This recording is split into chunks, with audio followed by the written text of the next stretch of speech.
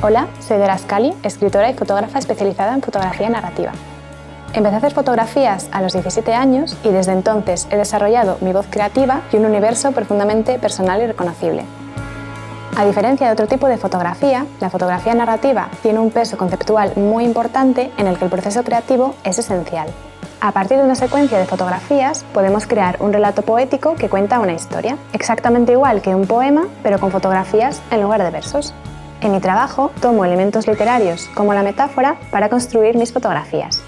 Exploro aquello que conforma mi universo artístico, como la infancia, el tránsito a la adolescencia, los instintos, nuestro vínculo con lo salvaje y aquello que habita en las sombras.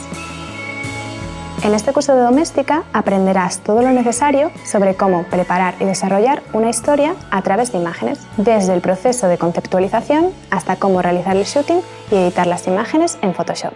Como proyecto final, crearás tu propia serie narrativa con la temática que tú elijas.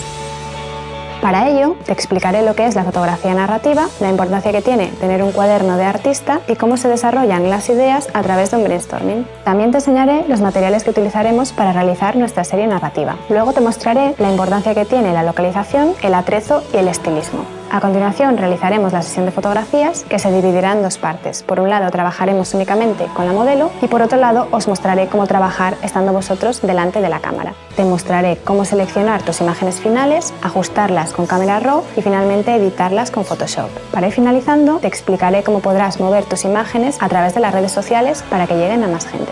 Por último te daré diferentes ideas para que puedas compartir tu serie fotográfica en diferentes formatos. Para realizar este curso no es necesario que tengas conocimientos previos, pero sí es recomendable que tengas nociones básicas de fotografía y de manejo de cámara RAW y Photoshop. Este curso está dirigido a todas aquellas personas que sientan interés por explorar la fotografía narrativa y conceptual y además quieran construir su propio imaginario artístico.